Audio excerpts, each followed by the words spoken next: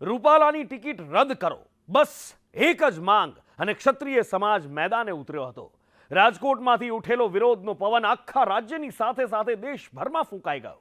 ક્ષત્રિય સમાજનો જનાક્રોશ આંદોલનમાં પરિણમ્યો, જેની સામે ભાજપે પણ સ્ટેન્ડ ક્લિયર રાખ્યું કે રાજકોટ બેઠક પર ઉમેદવાર નહીં બદલાય. અને અંતે એ જ થયું.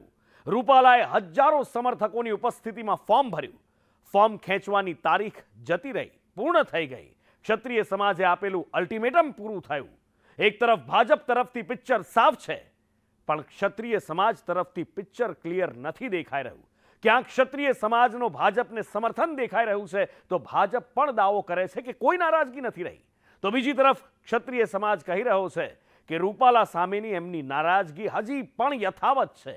પણ પ્રશ્ન એ છે કે જો તેઓ રૂપાલાને સમર્થન નહીં આપે,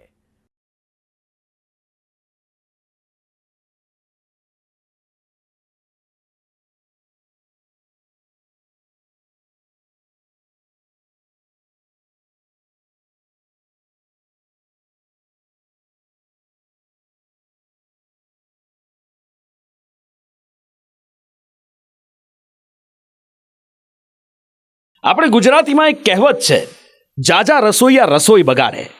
આ કહેવત ક્ષત્રિય સમાજના વિરોધ માટે સાચી સાબિત થતી હોય એવું લાગી રહ્યું છે.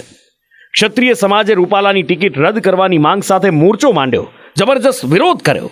રાજકોટથી લઈ ગુજરાતના બધા જ જિલ્લાઓ સુધી આ વિરોધની આગ જોવા મળી. એ દરમિયાન ભાજપે આ વિવાદમાં સમાધાન લાવવા માટે રૂપાલા પાસે જાહેર મંચ પર માફી મંગાવી. ગોંડલમાં જયરાજસિંહ જાડેજાને આ જવાબદારી સોંપાઈ. મંચ પરથી રૂપાલાએ 2 હાથ જોડ્યા અને ક્ષત્રિય સમાજની માફી માંગી. પણ આ વિરોધ શાંત થવાના બદલે વધુ ને વધુ ઉગ્ર બનતો ગયો. ક્ષત્રિય સમાજે રૂપાલાની માફીનો સ્વીકાર ન કર્યો. ગોંડલમાં મળેલા સંમેલનને ક્ષત્રિય સમાજનું નહીં પણ ભારતીય જનતા પાર્ટીનું સંમેલન ગણાવાયું. હવે આ વિરોધ દરમિયાન ક્ષત્રિય સમાજમાં જુદા જુદા સંગઠન અને આગેવાનો મેદાનમાં જોવા મળ્યા. રૂપાલાની ટિકિટ રદ કરવાની માંગ ભલે એક હતી, પણ તેમના આગેવાનોની રણનીતિ અલગ અલગ હતી, જેની સામે ભાજપે સ્પષ્ટ વલણ અપનાવ્યું કે તેઓ રૂપાલાની ટિકિટ રદ નહીં કરે.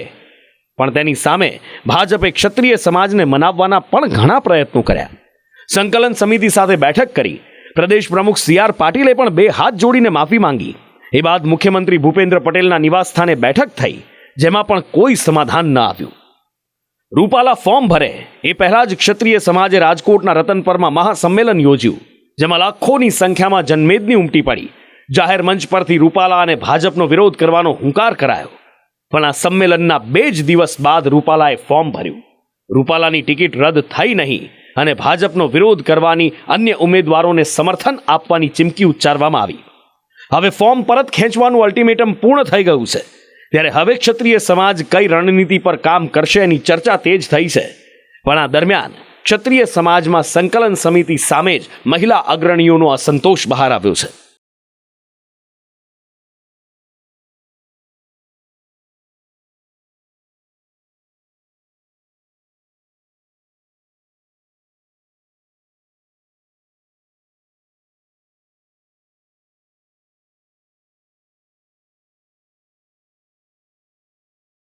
સંકલન સમિતિમાં હું છું પણ નહીં, ખાલી હું રૂપાલાભાઈના ઓપરેશન સુધી સંકલન સમિતિમાં છું. તો ત્યારે પીટીમાં અહીંયા શું કરે છે? લેવી જોઈએ ને, એક્શન લેવાનો ટાઈમ નીકળી ગયો. આંદોલન 24 કલાક 48 કલાકનું હોવો જોઈએ. જેને રિઝલ્ટ લેવું જોઈએ એ 24 કલાક 48 કલાકનું આંદોલન હોય, નહીં કે આટલો ટાઈમ નીકળવાનો. 16 તારીખે ફોર્મ શું કામ ભરવા દીધું? ક્ષત્રિય સમાજમાં સંકલન સમિતિના અગ્રણી PT જાડેજાના નિવેદનથી ક્ષત્રિય સમાજની મહિલા અગ્રણીઓમાં ભારે નારાજગી પ્રવર્તી છે. મહિલા અગ્રણી ગીતાબા જાડેજાએ PT જાડેજા સામે રોષ ઠાલવ્યો. PT જાડેજાએ જોહરનો મજાક કર્યો હોવાનો આરોપ તેમણે લગાવ્યો અને જોહરની વાત કરતા તેઓ ભાવુક થઈ ગયા. જે કીધું PT સાહેબનું છે, તો PT જાડેજા સાહેબને મારે એટલું જ કહેવાનું કે જોહરની મજાક ના કરો. તમે જોહરની મજાક કરશો તો અત્યારે પણ આંખમાં આંસુડા આવી જશે. મારા સમાજને કહેવાનું મારે કે એ કોઈ અમારા માટે મજાક નહોતી.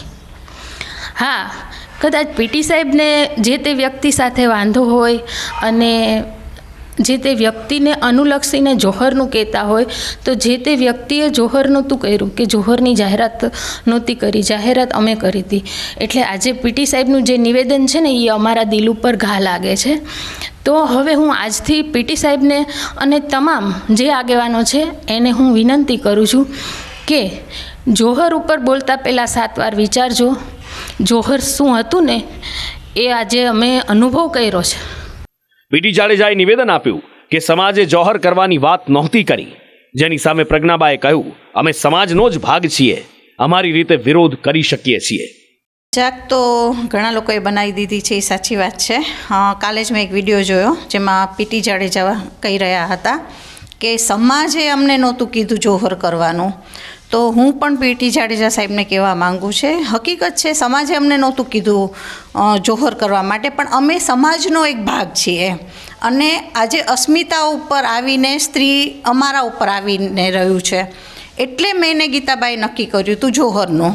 પણ અમે પણ સમાજનો એક ભાગ છીએ અને અમને અમારી રીતે જે અમને ફાવે છે એવી રીતે અમે આંદોલન કરીએ છીએ. તો પીટી જાડેજા સાહેબ એવું તો ન જ કહી શકે સમાજે શું, સમાજ અમને કહેશે ત્યારે અમે કંઈક કરશું. અમારી ઉપર આવ્યું છે એટલે અમે ગમે એ કરવા માટે તૈયાર છીએ. મહિલા અગ્રણી પ્રજ્ઞાબાએ હવે સંકલ્પ સમિતિ પર જ સવાલ ઉઠાવી દીધા.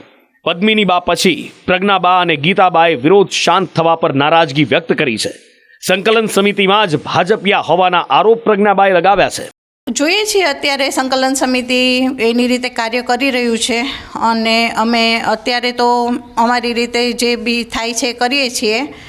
પણ મને એવું લાગે છે કે આ કામ શાંતિનું નથી અને સંકલન સમિતિમાં કદાચ બધાને નો પણ ખ્યાલ હોય, પણ એમાં ઘણા ભાજપિયા છે જેના હિસાબે થોડુંક શાંત પડી રહ્યું હોય એવું બી લાગે છે. ઘણા લોકો એમાં આગળ વધવા માંગે છે, પણ ક્યાંક ને ક્યાંક દમન ચાલી રહ્યું છે, જેના હિસાબે અટકાવવામાં આવી રહ્યું છે.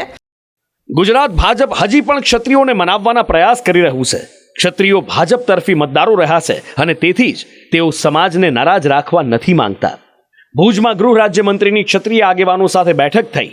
એક ખાનગી હોટલમાં આ બેઠક બંધબારણે યોજાઈ. બીજી તરફ મુખ્યમંત્રી ભૂપેન્દ્ર પટેલે ક્ષત્રિય સમાજના કુળદેવી માં આશાપુરા માતાના મઢે દર્શન કર્યા. ભારતીય જનતા પાર્ટી સૌને સાથે લઈને ચાલવાવાળી પાર્ટી છે. ભારતીય જનતા પાર્ટીના તમામ કાર્યકર્તાઓ અને ગુજરાતના તમામ મતદાતાઓ ત્રીજી વખત નરેન્દ્રભાઈ મોદીને પ્રધાનમંત્રી બનાવવા માટે તત્પર છે, તૈયાર છે. અને 7મી મે જ્યારે મતદાન થશે ત્યારે ભારતીય જનતા પાર્ટીના તમામ ઉમેદવારોને ગુજરાતના લોકો પૂરેપૂરા ખોબા ભરીને આશીર્વાદ આપશે અને દરેક સીટ ઉપર ભારતીય જનતા પાર્ટીના ઉમેદવાર 5 લાખથી વધુ લીડથી જીતશે. રાજકોટ બેઠક પર ભાજપનો ઉમેદવાર હવે નહીં બદલાય. બીજી તરફ ક્ષત્રિય સમાજમાં આંતરિક વિખવાદ પણ જોવા મળી રહ્યા છે. સમાજમાં કેટલાક રાજવીઓ એવું માની રહ્યા છે કે નરેન્દ્ર મોદીના સમર્થનમાં ભાજપ તરફી મતદાન થવું જોઈએ. તો બીજી તરફ એક દિવસના પ્રતિક ઉપવાસ કરી રહેલી ક્ષત્રાણીઓએ સંદેશ આપવાનો પ્રયાસ કર્યો છે કે આ વિરોધ હજી શાંત નથી થયો. ભાજપ તરફથી પિક્ચર સાફ છે. આ પિક્ચર હવે ક્ષત્રિય સમાજ તરફથી કેટલું ક્લિયર થાય છે એ આવનારો સમય બતાવશે. સ્પેશિયલ રિપોર્ટ, સંદેશ ન્યૂઝ.